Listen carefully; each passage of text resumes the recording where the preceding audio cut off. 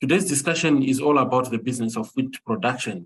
And as we gather here, farmers, let us remember that we are not only farmers, but also the stewards of earth, nurturing the very grains that sustain life. So join me, esteemed colleagues, as we sow the seeds of knowledge and reap the bountiful harvest of wisdom in this webinar brought to you by the Insurance Council of Zimbabwe, Agricura, and SeedCo. So we have brought together a panel of experts to cover everything from A to Z on the business of wheat production. And joining us are Wendy Madzura from SeedCo. She will be sharing her expertise on the right varieties and also the good agronomic practices. And we have Takudzwa from Agricura. She will be sharing her knowledge and tools to maintain a healthy crop. And we also have Vimbayi Kubvoruno from the Zimbabwe Insurance Brokers Limited, and she will be revealing the secrets to effective risk management in wheat production. So farmers, don't miss this out. Don't miss out on this great opportunity and this powerhouse lineup.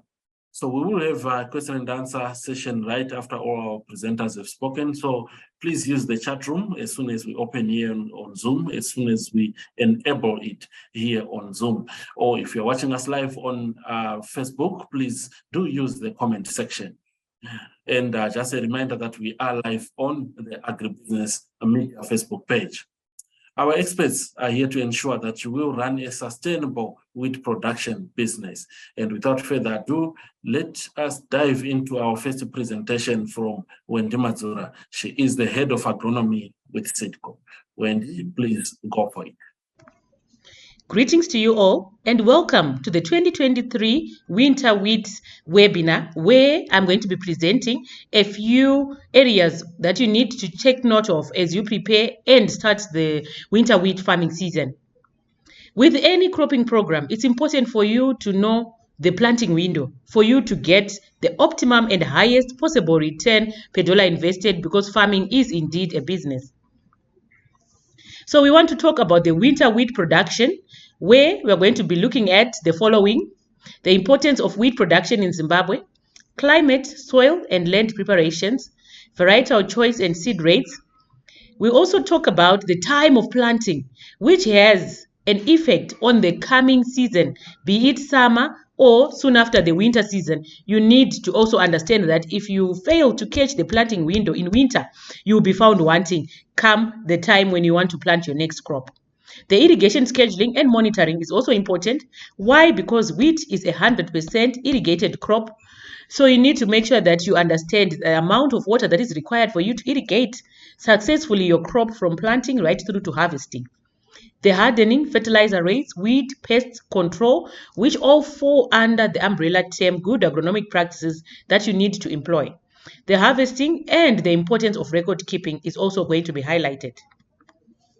So the importance of wheat production in Zimbabwe.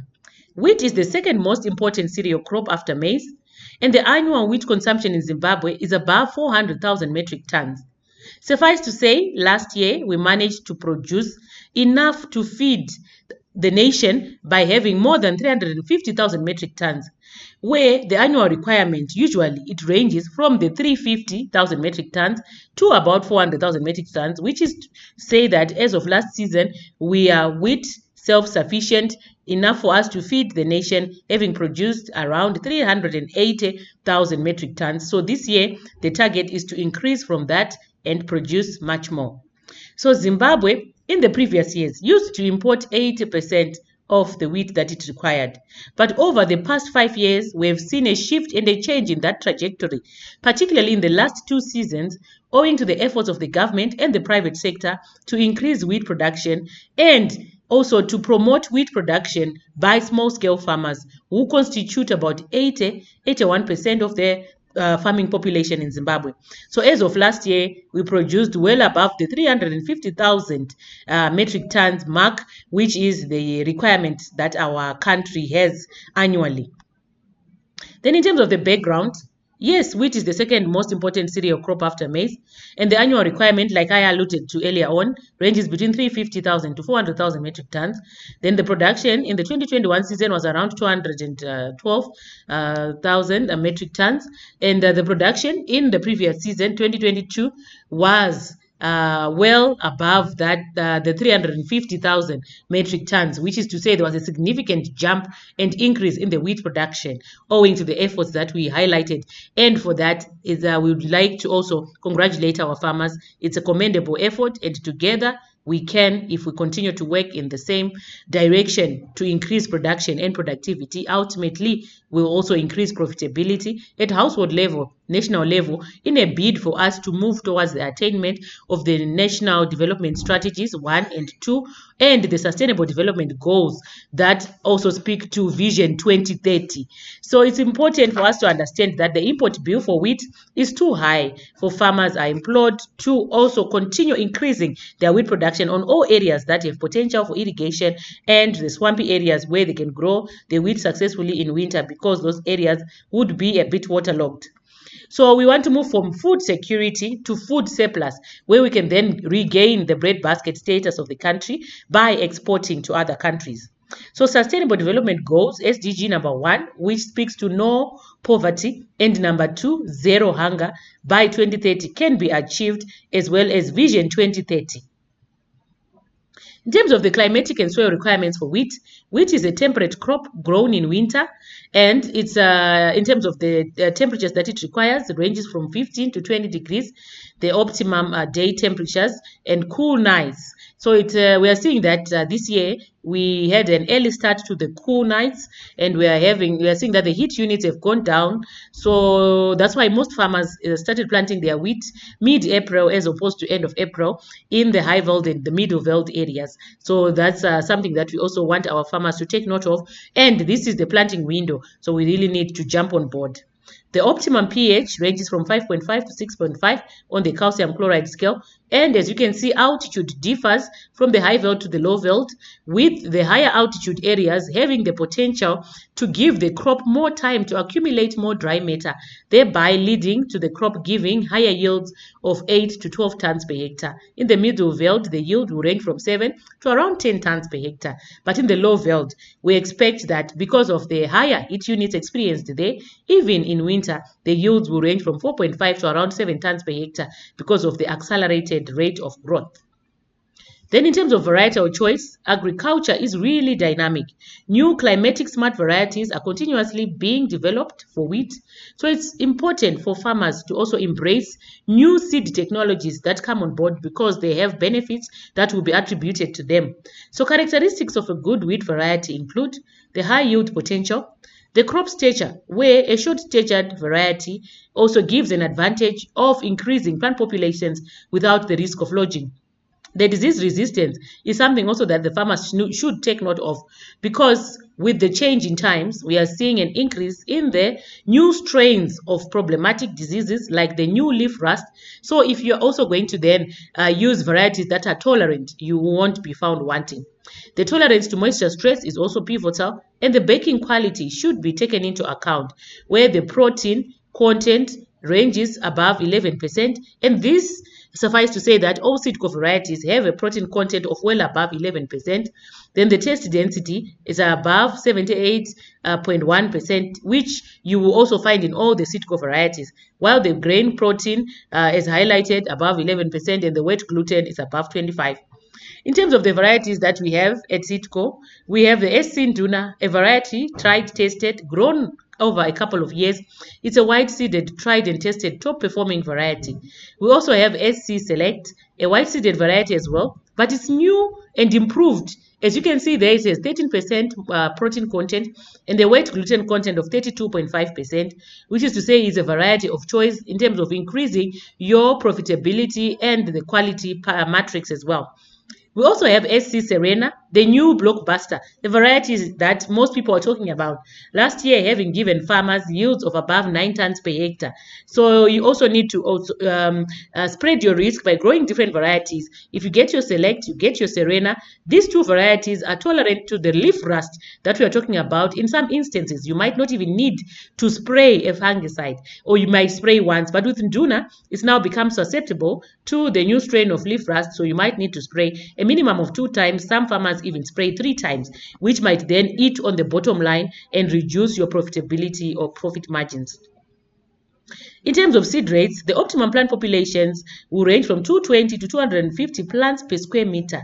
But this is also going to differ depending on your method of planting, where if you're going to be using a seed drill, a precision tool, which only plants where the lines will be. So if you're going to be using a seed drill, as you can see, the more precise lines that you are seeing there, you need a slightly lower seed rate, which ranges from around 110 to 125 kgs per hectare. While if you're going to be broadcasting with spreaders that include a Vicon spreader, you can use seed rates of 125 to 135 kgs per hectare. Suffice to say, some farmers are going as high as 140, 150 kgs per hectare. But this should also be governed by a cost-benefit analysis, which also speaks to whether or not you're still making profits. Otherwise, you might be incurring losses in a bid to increase your production levels and in essence, you will be increasing your cost structure. So you need to have a balancing act. There needs to be a cost-benefit analysis there before you increase your seed rates significantly. Then moving on to the time of planting. Why would one want to catch the wheat planting window? There are a few factors, but the factors include: you need to harvest before the rains. You need high pest and disease pressure to be avoided. You need critical growth stages to occur during desired climatic conditions, and you also need to double cropping. If you're going to do double cropping successfully, you need to make sure that the wheat crop goes in early enough and comes out of the field in time for you to plant your summer crop, so that the ripple effect will not affect the next winter season. So your decision today will affect your cropping program for the next 2 to 3 seasons. So mid-April and the last week of mid-April to the last week of May is the planting window that farmers use in terms of them establishing their wheat crop across the country in Zimbabwe. But the best yields are achieved with plantings done in the first 2 weeks of May, because at that time, optimum conditions will prevail for the crop to grow optimally. Delayed planting results in the loss of about 50 kgs per hectare per day after 15 May. Why would you want to incur known losses when you can avoid them by planting on time? So the wheat growth stages, they start from tillering, it's after establishment. Then you go to your tillering, you go to your booting, your heading, then your ripening. And at these stages, your crop requires different conditions. The important thing to note is that you don't want frost at any stage of the establishment of the crop, because it then affects whether it's the tillering stage, the heading, the booting stage. It's also affected by frost, even in the wheat crop. So you also want to get low temperatures, but not to the extent of vernalization. So you also need to just guard against that. In terms of land preparation and planting, irrigation, you need to start with a well-prepared field so that you get a fine tilt. As you rightfully know, the wheat seed is very, very small. So it being small means that you need to prepare a seed bed that is adequate for it to germinate well without any hindrance. So good seed-to-soil contact is advocated for, and effective germination. Optimum crop stand is what you also need to aim for. So you need to irrigate the field to field capacity at or soon after planting. Where in wheat we always say you plant your wheat crop the day you start irrigation. The day you irrigate is the day you plant. If you spread your wheat crop and irrigate after 2 weeks, that's the day that you will have planted the crop. Achieve field capacity by 3 to 4 leaf stage. Wheat roots grow down 20 to 30 millimeters per day, and light irrigation or light disking must be applied at the 4th or 5th day, particularly on soils with high silt content, just to break the crust or the hardness on the top surface of the ground. Emergence and the days to emergence. So you need to do that at the 4th or the 5th day after emergence. In terms of the irrigation requirements and scheduling, Irrigation requirements range from 450 to 600 millimeters per hectare, which is 4.5 to 6 megaliters per hectare. Planting to maturity. You will be safe if you're going to have measured your irrigation capacity and you find that it ranges between 450 millimeters to 600 millimeters per hectare. Irrigation must be applied as the crop requires it, especially at critical stages, which include emergence, tillering, flowering, and grain filling. Soil must be brought to field capacity to a root depth of 1.2 meters by the 21st day of establishment, which is to say right through after tillering, when your crop is now ready to take up all its nutrients and grow vegetatively in preparation for reproduction. So for sandy soils, low holding capacity is what characterizes the sandy soils. So you need to irrigate 7 to 9 days at 30 to 35 millimeters, which means you come in more frequently to manage the rate at which evapotranspiration will be happening in the sandy soils. They lose water quickly. In the clays and the loamy soils, good water holding capacity is what you're also going to be getting, and it will range from 10 to 14 day cycles in terms of the irrigation windows, with 40 to 45 millimeters, while center pivot irrigation can give you 22 millimeters in 5 days. But this is for situations whereby electricity is behaving and you have a choice of irrigating when you want. But if the irrigation is affected by the electricity, you adjust accordingly and irrigate as and when you are able to. So in some instances, the farmers might not stop the pivots. They just irrigate as much as they can. If the electricity comes at night, they make sure that the crop is not starved of the moisture that it requires. You need to use a soil auger before and after irrigation. If you do not have an auger, you can make one with an 8 millimeter round bar, or anything that you can press down into the ground to check the level of the moisture before irrigation and after irrigation, so that you know whether or not you have applied adequate moisture. Irrigation scheduling: before irrigation, how deep should you irrigate? After irrigation, how effective was the irrigation? And then well irrigated wheat tends to be dark green, soft, large leaves, and have many tillers. While if you're going to be seeing stressed wheat in your crop, it will be bluish, hard, spiky, rolled up leaves with few tillers, and the ears will also look very, very small, which also speaks to the yields that you get. Then hardening. Why would one establish a crop only to stress it? The hardening stage is a point at which you stop irrigation in a bid to promote tillering, induce crown root development in your wheat crop as well. So the hardening stage begins after crop emergence, where in sandy soils you can harden for about 10 days. You don't want to overdo it, at least you stress your crop further. Then in clay soils, you do it for about 14 days. Then in terms of the after hardening, light irrigation is recommended, then apply top dressing and herbicides as well. In terms of the fertilization program, take soil samples on time. The pH should range from 5.5 to 6.5 on a calcium chloride scale. Then the NPK requirement for wheat ranges from 160 to 190 kg per hectare of nitrogen units, which is N, and 50 to 70 units of phosphorus, which is P, and 30 to 50 units of potassium, which is your K. So in terms of your fertilizer requirement, at any given point in any cropping venture, you need to know the elemental nutrients that you are applying to your crop. Do they speak to the yield level that you want to get? Then the general recommendation of 300 kgs to 500 kgs per hectare of compound fertilizer is what you should also work towards getting. Then in terms of top dressing, you can work with 350 kgs to 500 kgs per hectare of urea or ammonium nitrate. Apply using a Vicon spreader.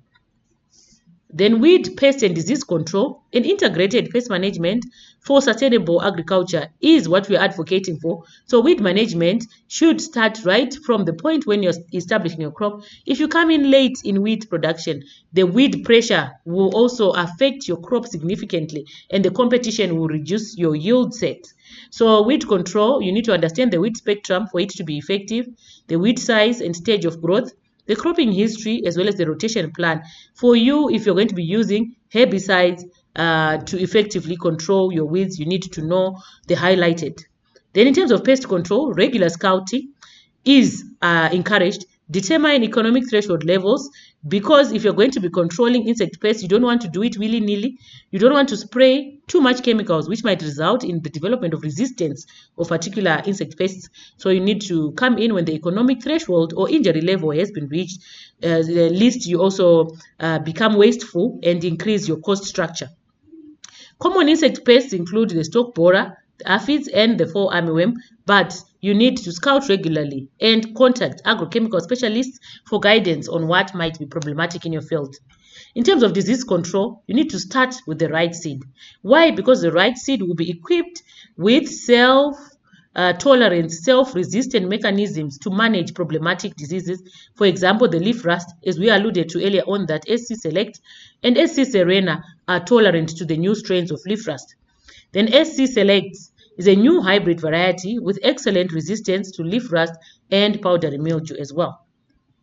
So the termination of irrigation, where we're talking about harvesting, how do you know that your crop has reached maturity and the point where you need to stop irrigation? Yes, you can be guided by the days to maturity of the particular variety, but this will differ depending on the altitude and the heat units being experienced, coupled with the management, because a stressed crop will still reach maturity, forced maturity, because it's not getting the adequate management that it requires. So in termination of irrigation, you also need to be guided by the change in color of the peduncle, which is the area just below the neck of the head and the stem, so that you also know that you have reached maturity. And at physiological maturity, the neck of the ear, spike, head, peduncle turns yellow, and the irrigation after this stage may cause sprouting and reduced baking quality. So when you see that more than 75% of your crop on the peduncle area is turned yellow, and the crop outlook really is showing that senescence is starting, not forced senescence or signs of disease incidents, you can then start preparing for harvesting. Then in terms of harvesting, you can use a combine harvester.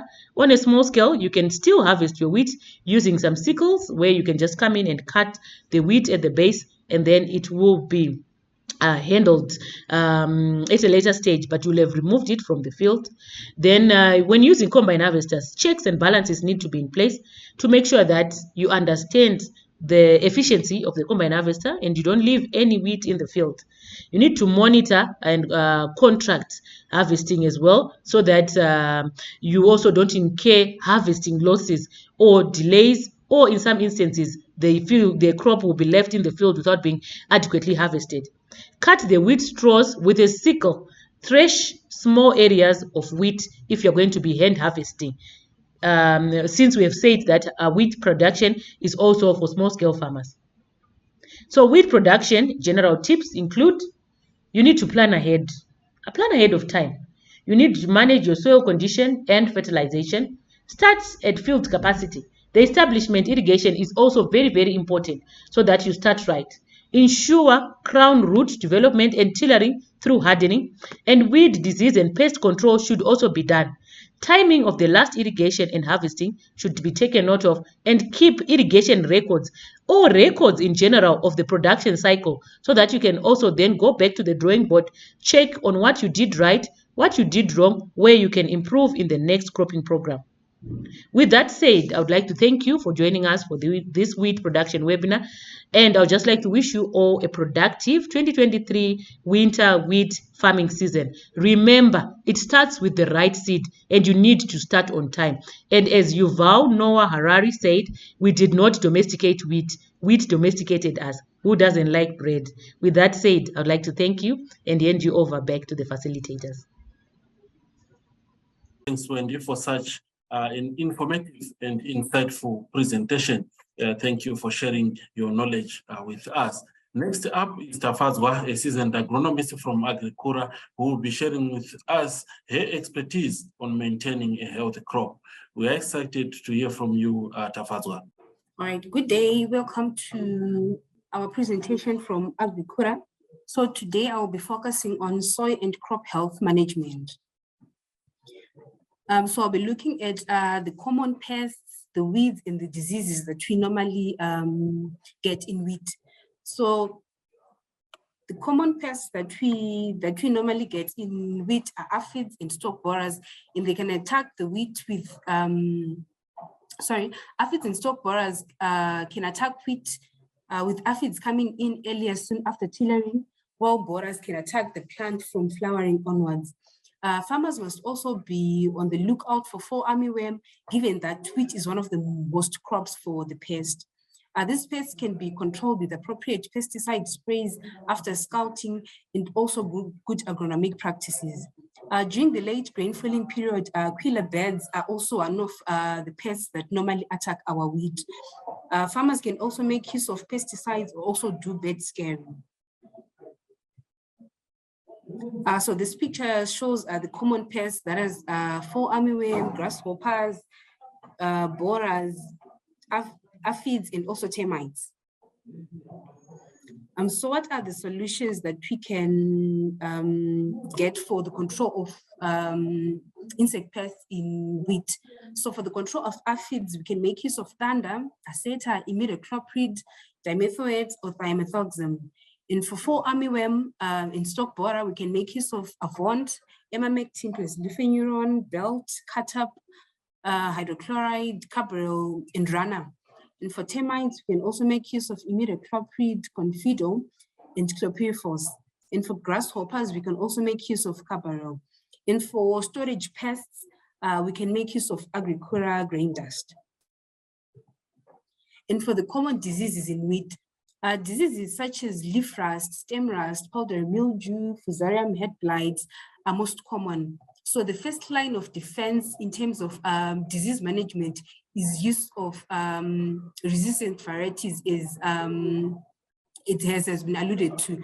So preventative fungicide sprays are recommended to minimize disease pressure.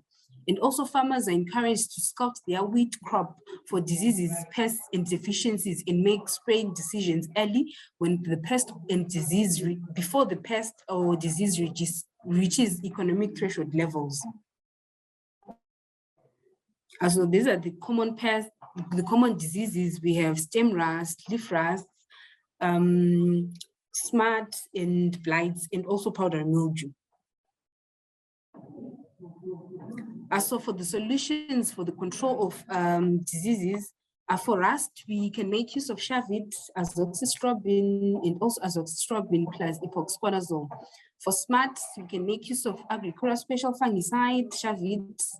And for powdery mildew, we can make use of azoxystrobin, Shavit, opera, azoxystrobin plus epoxyconazole, and tebuconazole. And for preventative control, farmers can make use of copper oxychloride, copper hydroxide, dipen, and bravo. And farmers should make sure that before they apply any chemical, they are supposed to read the label and maybe contact the relevant agronomists for the relevant information before they make use of the product. And in terms of weed management, farmers are advised to use weed-specific post-emergent herbicides, which should be applied after a light irrigation, which follows the hardening period, that is 2 weeks after crop emergence. It is important for farmers to read labels whenever they are applying herbicides. So for the solutions for the control of weeds in wheat, we have Bentazone, MCPA, Grandstar, Dicamba for the control of broadleaf weeds, and Puma Super for the control of grasses.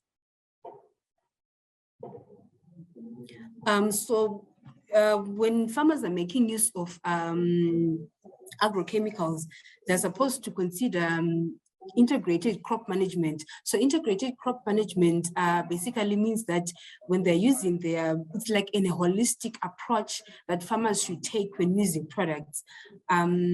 So the first line of ICM is crop protection, that is IPM. So farmers can make use of chemical and also biological control, that is making use of our bacillus, and also mechanical control, use of mechanical implements without disturbing the soil, and also precision farming. Precision farming involves applying the correct amount of either if it's a chemical or fertilizer, which is required per specific area. And also decision support tools, making use of IPM tools to make decisions. And also plant biology and resistant cultivars is alluded to. Making use of resistant cultivars will assist us in reducing the amount of chemicals that we will be applying in our fields. And also site selection, farmer has to select a site which is not prone to the diseases for the specific crop. Crop rotation and crop nutrition, these are mainly the cultural methods that we can apply in managing either pests, diseases, or weeds in our field. And also soil and water management is alluded to. Apply the recommended amount of water to our crop for us to be able to get a bumper harvest. And also environmental energy and waste management, making use of solar energy, making use of making use of residues from other crops in order to improve our soils. And then we go on to soil tests.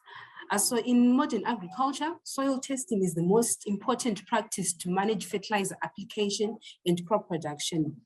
Without soil testing, it is very difficult to ensure that the right application of fertilizers for the crop and to get an optimum yield. So soil analysis leads to more informed fertilizer decisions, reducing risks in the soil, such as soil erosion, soil infertility, and degradation of lands, and increasing farm profitability in the long term. Also, soil analysis reveals the amount of plant available macronutrients in the soil and where soil nutrients are in the soil profile. It also identifies the nutrients that could be yield limiting, and also it monitors the soil health properties such as the soil pH, the cation exchange, the organic carbon, which affect nutrient availability in crops and thereby yields and profitability. And also it provides a basis for variable rate application depending upon soil and crop. This basically means for a specific field, it doesn't necessarily mean that every portion of the field requires the same amount of nutrition or any chemical. So it allows the farmer to apply the specific amount of fertilizer or product where it is actually needed. And also soil test supports decision about fertilizer rates, timing, placement, and the product. Also, it improves knowledge of soil types within the farm to maximize management options, to determine whether you need to add your organic matter to a specific site in order to improve your soil. And also it maximizes in-season responsiveness. Consequently, it also provides a farm management tool with a potential benefit to the farmer of increased yields, reduced operating costs, and superior environmental risks management. And it also includes improved crop maturity and quality, higher tolerance to diseases and pest damage, and increased growth. So what next to, okay, we can go on to biostimulants and their benefits. Biostimulants are some of the agrochemicals that you can also be able to incorporate in our farming practices. So basically, at Agricura, we have Apex 10, which is a powerful biostimulant and soil amendment in one, and purely organic fertilizer booster. It feeds the soil microbes and boosts their work rates by 3 times, hence replenishing the soils and also increasing nutrients. So Apex 10 can be used with all kinds of fertilizers, both organic and synthetic. So the benefits of using biostimulants basically is they enhance fertilizer and water efficiency, increases crop turgidity, reduces the potential of root loss under stressful conditions, and also they assist in enhancing soil nutrient retention and makes nutrients more available to the crop. So biostimulants, they stimulate crop growth. That's when you apply your fertilizer, your crop can be able to take up the nutrients that you have applied by because your crop will have had increased root system, and also it allows the crop to quickly manufacture the recommended agents to deter diseases and also pests. So the factors to consider when one is selecting a chemical. So the first factor is the crop and pest stage. Not all chemicals are applied at all stages. So one has to look at where the crop stage is and also the pest stage, because pests like for armyworm, it goes under certain stages, which is the egg, the larva, the pupa. So you have to determine whether you want to target your pest at egg stage or at larval stage. And also the pesticide attributes. Some pesticides require activation by moisture. Some are affected by too much heat. So one is to consider the attributes of the pesticide before buying it. And also the next crop, for example, our herbicides, some of them, they have a higher residual activity in the soil. So one is to consider whether they want to put which crop for the following season in order to select the herbicide to use at that specific point. And also off-target impacts. For example, our bees, one is to consider whether their product will have an effect on their bees, and also the timing in the activity at which, in the timing of also when the off-target insects will also be active. And also the weather. Most products require rain-fast periods, which are about 2 hours, and also product compatibility with the local water, and also compatibility with other products in terms of tank mixes. Some products are not compatible with some other products, so one needs to consider the compatibility of the two products before they tank mix them. And also the cost, the pre-harvest interval with respect to the harvesting times, and also restrictions. Some products have to be used twice per season or 3 times per season. So one is to consider that before they purchase their product. And also the area to be controlled, the amount of chemical per hectare will determine also the product that you're going to buy. If you're going to apply a larger area, maybe you'd like to consider a product which requires less, a lower application rate, which will later on tend to the cost. And also the formulation. Formulation will also affect the uptake of the chemical, and how it's also going to be delivered to your field. So in closing, farmers have to note that always read labels before use of any product. One is to wear personal protective equipment before and during applying the product, and also respect the appropriate timings of application. This is in respect to resistance management and also efficacy of the product, and also use integrated crop management tools to manage and reduce pest, weed, and disease pressure in your fields. So thank you. All right, thank you very much for your valuable insights, Takudzwa, and for such an informative presentation. We really appreciate. So if you do have questions for Takudzwa, please type in the chat room here on Zoom, or you can comment on our Facebook page. So for all your wheat seed requirements, SeedCo is your go-to, and for all your crop protection needs, Agricura has got you covered. And as we prepare for our next presentation, it is important to acknowledge the challenges that us farmers face in our battle against the unpredictable forces of nature. And to shed light on this topic, we are honored to welcome Vimbayi. Vimbayi is from the Zimbabwe Insurance Brokers Limited, and she is representing the Insurance Council of Zimbabwe. And she will be sharing her invaluable insights on the risks that are associated with wheat farming. So without further ado, Vimbayi, please go straight into your presentation. Morning. Thank you very much for the previous presenters. It was very insightful, and thank you. I see that. I'm going to present on insurance, which we look at as a risk management tool for the farmers. And we're looking into the winter crop, which is wheat.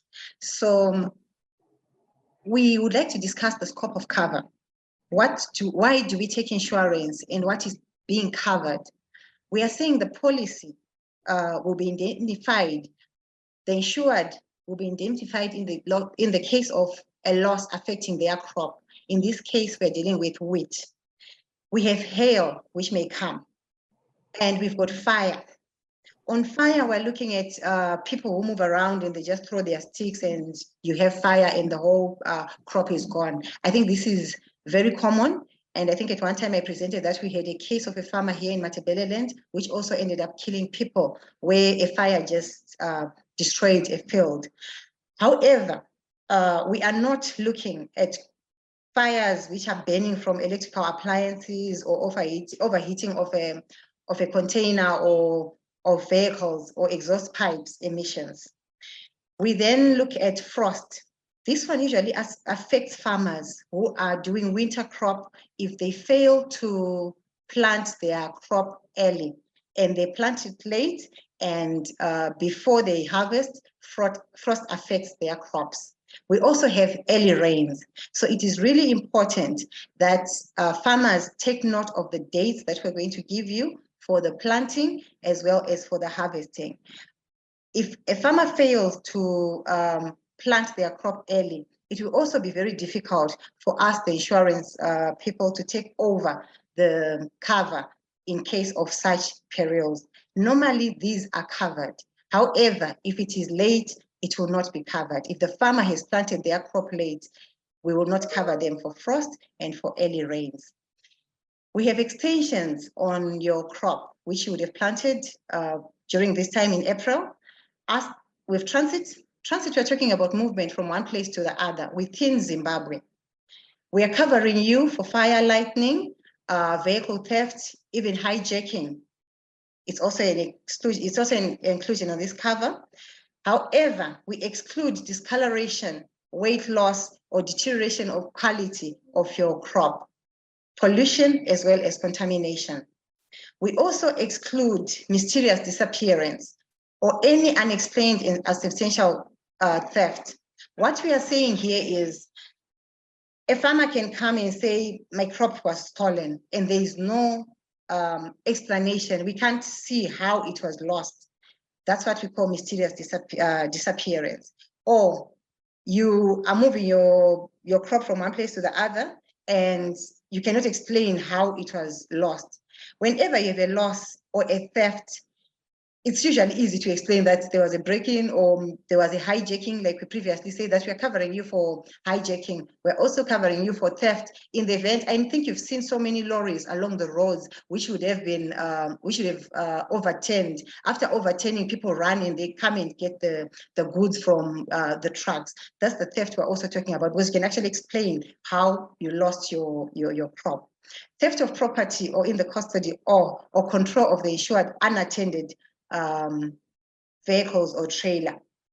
We do not expect your drivers that you use to move your crops to leave your product unattended. That is what we are talking about in this case, that we do not cover this. The driver has to make sure that he is with your goods from point A up to the point of delivery. We also exclude loss of market and consequential loss of any kind. What happens is you may fail to get a market for your crop. You cannot claim for loss of market within your policy that you would have taken with insurance.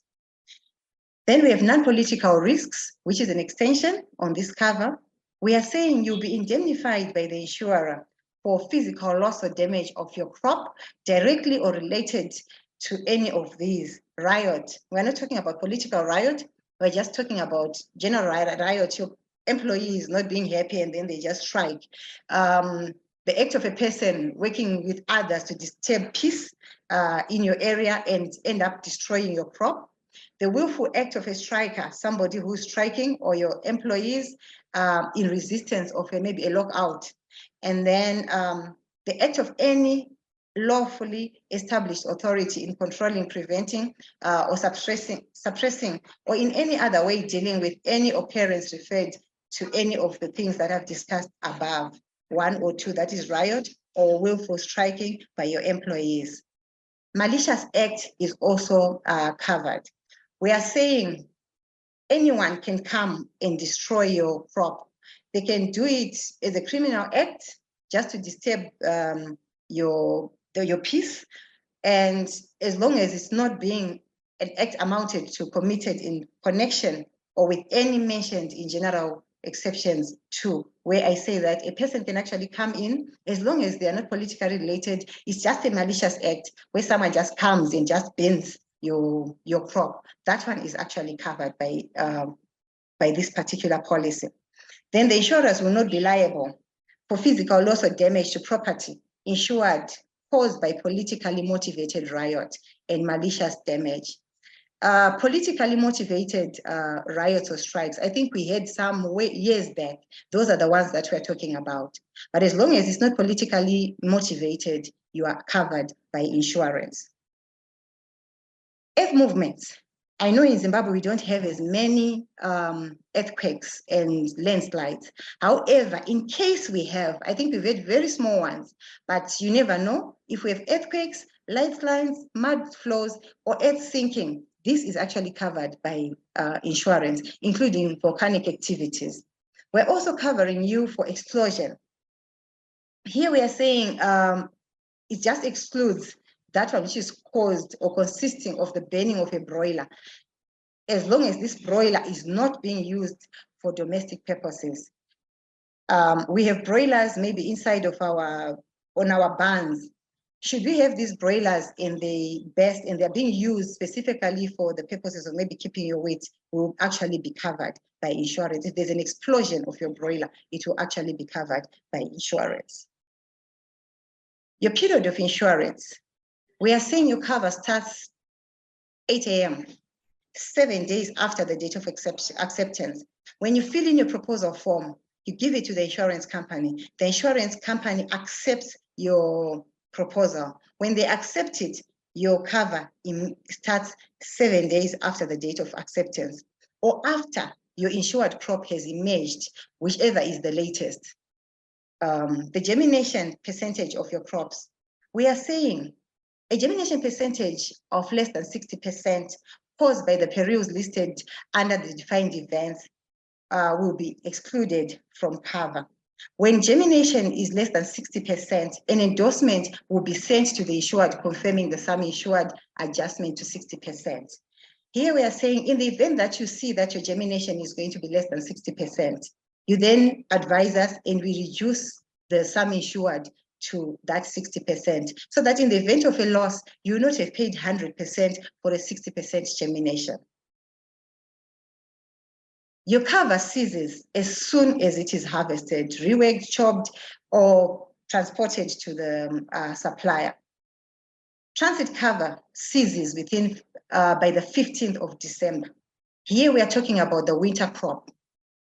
15th of December, transit cover. We're assuming all the transit would have been made within Zimbabwe, as was mentioned by SeedCo, that we need wheat. And your wheat crop by the 15th should have been delivered to whichever destination you are putting it within Zimbabwe.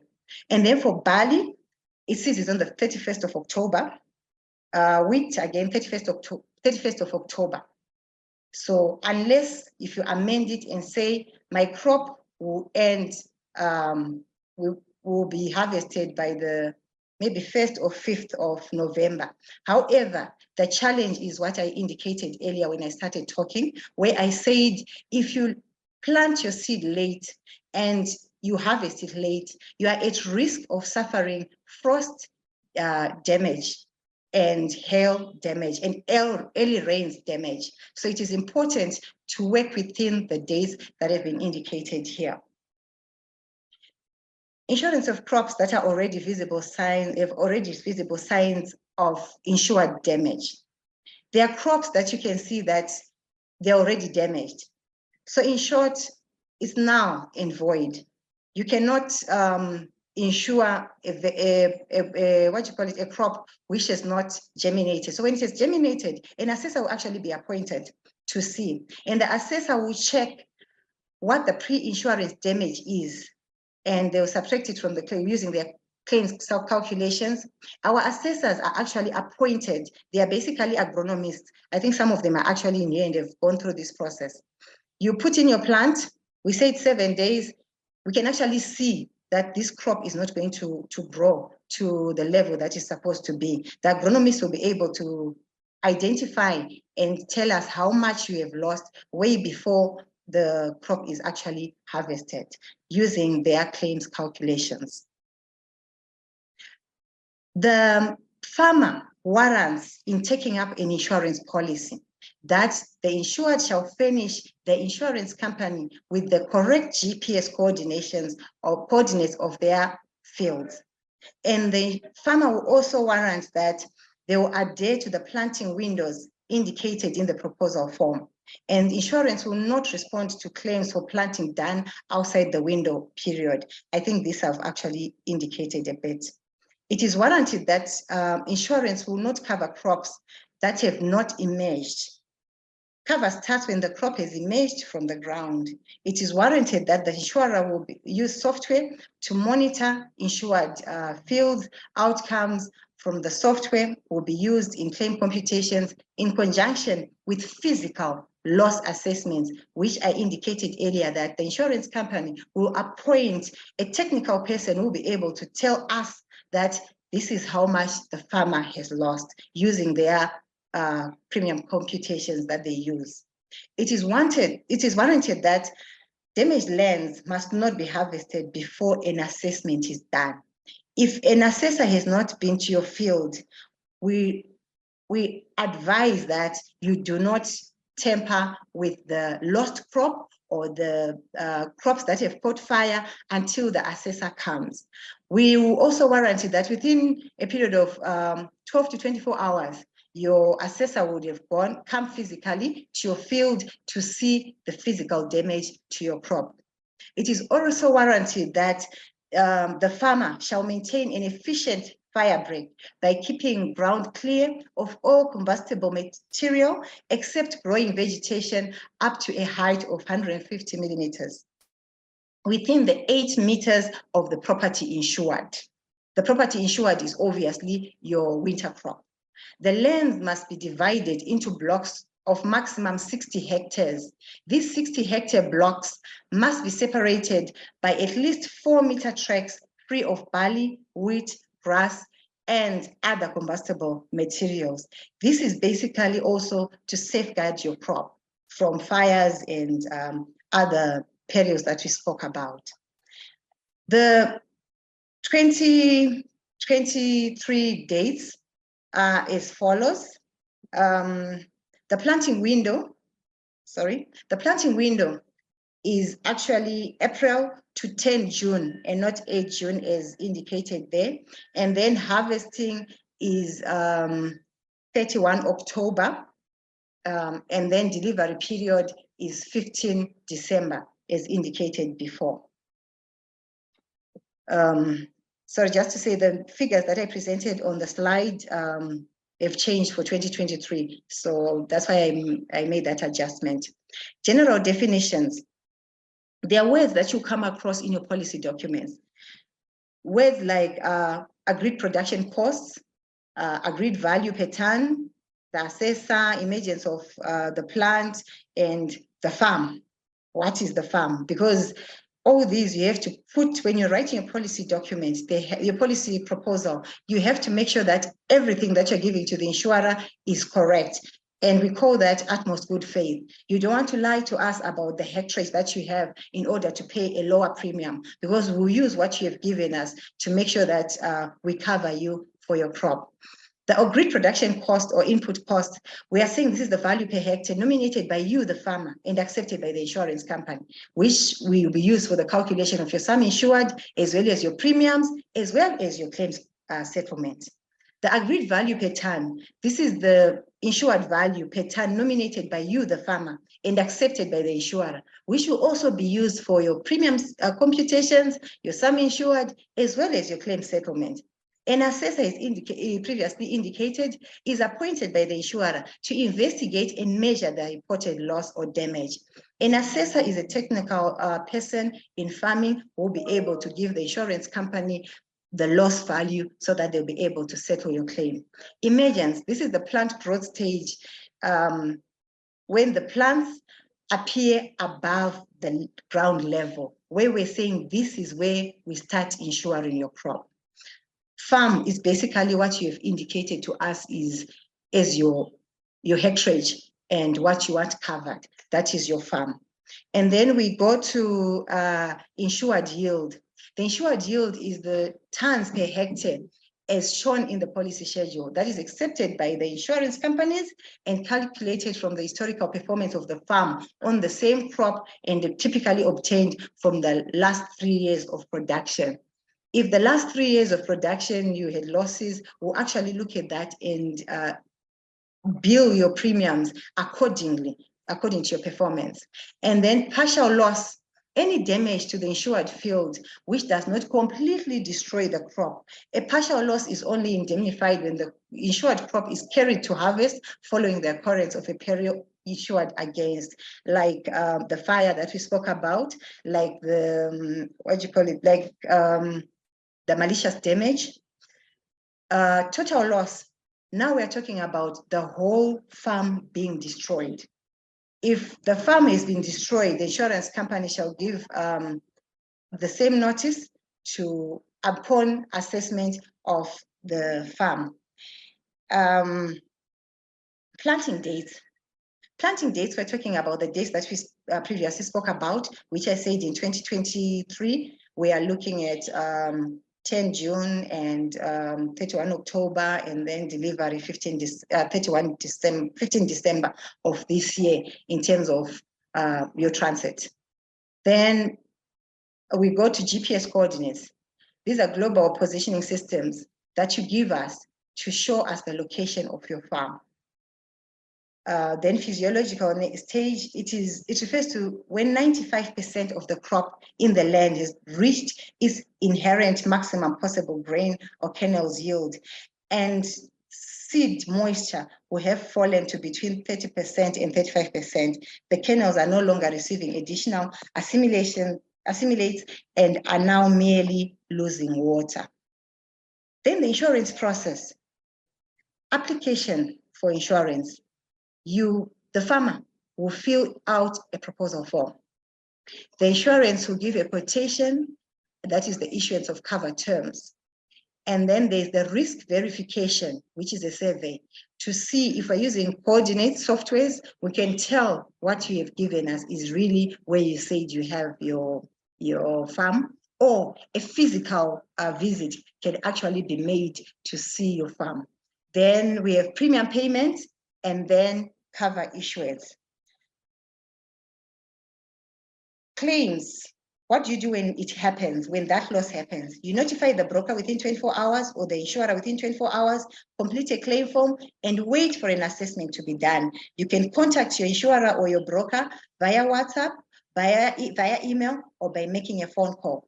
You give us your name, your address, the farm, that obviously the occupation, and describe how the loss occurred. It is important to tell us exactly what happened so that we align what has happened to the peril that will be covered under your policy. Then you give us your contact numbers, date and time of loss, address where the loss occurred, the hectare damaged, field number, hectares insured, crop type, variety, and if it's a contractor, if you're contracted, you tell us that you're contracted, and then the plant growth stage. Amount claimed, similar loss history, and any other insurances in case you may be having 2 or more insurances on the same farm. Steps taken to minimize the loss. We always try and minimize the loss that we would have incurred. And basis of settlement, an assessor will obviously be appointed as indicated earlier. Then we have, why do we have unpaid claims? We have unpaid claims because the farmer does not disclose the material facts in insuring the crop. That proposal form that I spoke about earlier has to be completed correctly and accurately when I spoke about utmost good faith.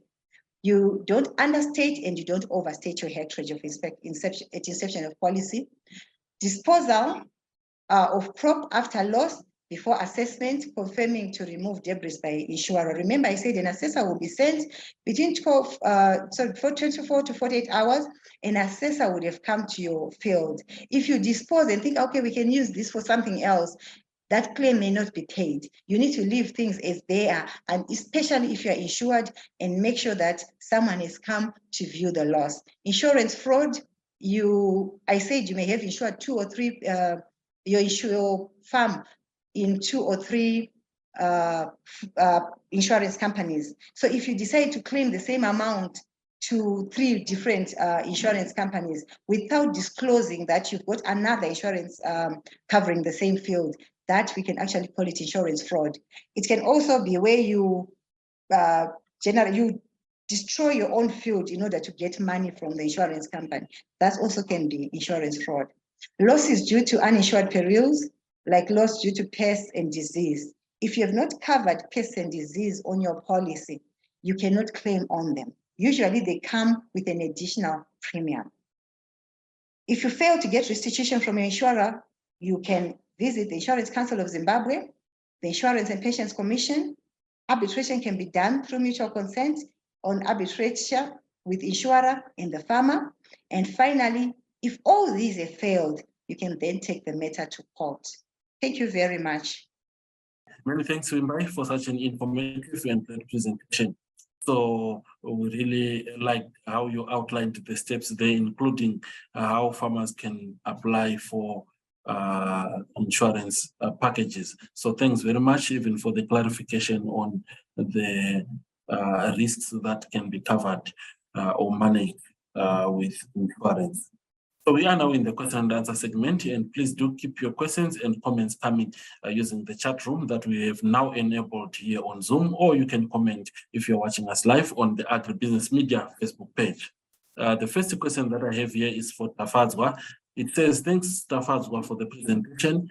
Can I mix 2 chemicals? Say I want to control aphids and stem rust, or should I apply separately? Okay. So for pesticides, it depends on the product. Some are compatible and some are not. So one has to make sure that they read the label and check for compatibility of the product to other products. All right, thanks. Then the next question, I think this one is for Vimbayi. It says, what is the minimum acreage for insurance cover in wheat production? Thank you very much for that question. I think the minimum acreage that you can have is, we usually start from 1 hectare going up, but if you have a smaller field, we can actually work with it and give you advice on how best you can manage that risk, because the smaller it is, the higher the risk of fires. All right, thanks, Vimbayi. Then whilst you're still there, says someone, a farmer here says, say I have poor germination, how does insurance help? Okay. Thank you for that question. As indicated before, we said if you've got poor germination, you can tell that your yield is not going to be 100%. You advise us and we endorse your policy accordingly, because it does not necessarily mean, I think the agronomist will assist me, it does not necessarily mean that if you've got poor germination, you won't have a yield. You have a yield which is lower than what you initially indicated to us that you would actually get. So meaning you can actually reduce it from 60%, you can indicate. But if you think your yield will be 80 or 90%, we have that, that leverage to say the farmer could have had a proper yield. But if it's 60% and below, you can then advise us and we endorse your policy so that your premiums align to the yield that you will get, and you still get your restitution in the event of a loss as indicated under the perils. All right, thanks Vimbayi for taking that one. Then another farmer says, thanks Vimbayi for the great presentation. Winter wheat relies on irrigation. Say I have a breakdown of a pump. How does insurance help? Do you have packages that cover in irrigation pumps or irrigation equipment? Thank you for that question again. Yes, we do. However, what we would want you to do is when you're insuring your farm, you just don't insure the farm only. You can insure your machinery breakdown, machinery policy. And that machinery policy will have a machinery breakdown, and we'll call it loss of profits. So essentially, the loss that will come from the machinery that you have is broken down will actually be covered, depending on how much has been damaged due to the loss that has affected you through machinery. So you need to insure your machinery through the machinery breakdown policy. All right, thanks, Vimbayi. And farmers, to those that are sending requests for information from Wendy, please note that she has another engagement, but just keep them coming. She'll be able to answer the questions and will send you out through our platforms. Then another farmer here says, can you elaborate about economic threshold level of pest? What does it mean? I don't know, Takudzwa, can you take that one? Hello. Hello, yes, Takudzwa. They are asking about an economic threshold of pest, or is to do with the level of infestation. Do farmers really have to apply whenever they see some pests in their field, be it aphids, or they should wait for a certain level of infestation? Okay, so farmers don't have to necessarily apply a chemical when they see one or two pests. And also it depends on the type of pests. If they are aphids, when you see one aphid on a plant, it doesn't necessarily mean that you have to apply a product.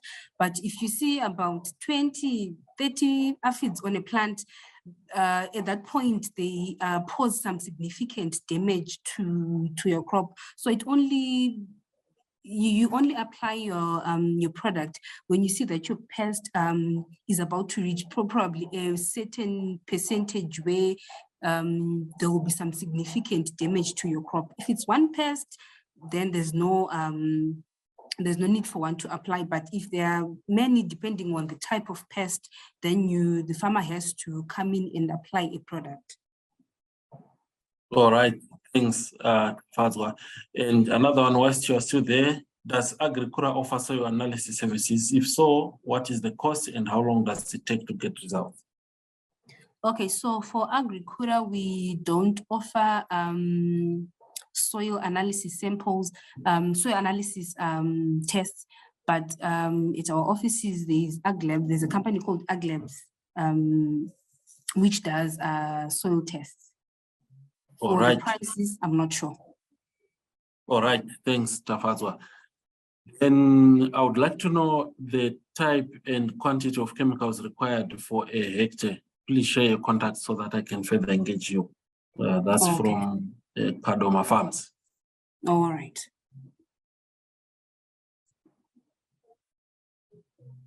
So maybe you can shout out your contact.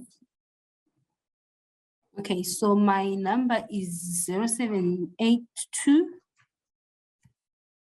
271 504. All right, thanks, Takudzwa, for that. Then another one, I think this is the last one that we'll take for Vimbayi, is to do with insurance cover on fire. Please come again on incidences of fire that are not covered by insurance. All right. Thank you for the question once again. The instances that are not covered by fire specifically, because fire in insurance means a lot. It means storm damage, the earthquakes that I spoke about, the fire that we know it is fire. You want the specific fire. Sorry, the person. Yes, you meant as in a fire, say from cigar smoke. Okay. Yeah. All right, that's fine. So what we are saying is burning out of electricals, right? Of electrical appliances and motors. That one is not covered, does not cover your crop. If that happens and is spreads to your fire. We also have overheating of your appliances, you know, burning them out or breaking down of ovens and kettles. That one we are not, that one we are not covering. Oh, okay, you put the, then we have melting, carbonizing, and heating. This is a fire which is outside a fireplace caused by combustion and accompanied by flames, which is capable of propagating itself on its own. So what we are saying is you have a fire which is outside our normal fireplaces. So you have someone who's burning their carbonizing things and heating or smelting things close to your field.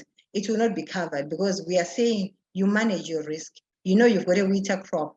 If you've got a risk of having maybe a workshop which is close by your crop, try and even destroying it and moving it further from your crops. So if people, the ones that we're covering, it's when someone is with a cigarette lighter and just throws it into your field and it catches fire. Or kids are playing and then they leave the fire there, you know. Or maybe your employees are sitting, maybe in the evening, you want them to watch if ever it happens. They sit down, they have their fire there, and before you know it, the wind blows and that one we are covering. But when someone is working on their electrical appliances and motors and they burn, then we are not covering that. Hello, All Sam? right. Sure. Thanks so much for clarifying on that one, Vimbayi. We really appreciate it. So I hope Loma Farms, you have been answered on that one. So we sincerely hope, farmers, that today's discussion has provided you with valuable insights and guidance towards building a thriving wheat production business. And we would like to, as we close, we would like to express our gratitude to the Insurance Council of Zimbabwe, Agricura, and SeedCo for contributing to the success of this webinar. And also many thanks to you, farmers. Your participation and engagement has been instrumental in making this event a resounding success. So thank you so much. We do appreciate your time and attention, and we do look forward to hosting you again on our webinar. And we have posted a link so that you can join a community of like-minded farmers in our agribusiness media platforms. So until then, we wish you a very good day and all the best in your wheat production endeavors. Thank you, farmers, and please do have a great day. Thank you. Insurance is there to protect you against the threat of financial loss caused by everyday events. It removes uncertainty by transferring the unknown consequences of losses from theft, fire, floods, or accidents to an insurance company. The protection gained from paying an insurance company a regular sum of money is called a premium. By collecting premiums from many people, the insurer accumulates a pool from which losses can be paid for. We represent short-term insurance companies in Zimbabwe and are here to help you understand how they can help you with everyday insurance, because you never know. For more information, call us on 0242 708 031 up to 2 or visit our offices at number 4 Josiah Tongogara Avenue, Harare.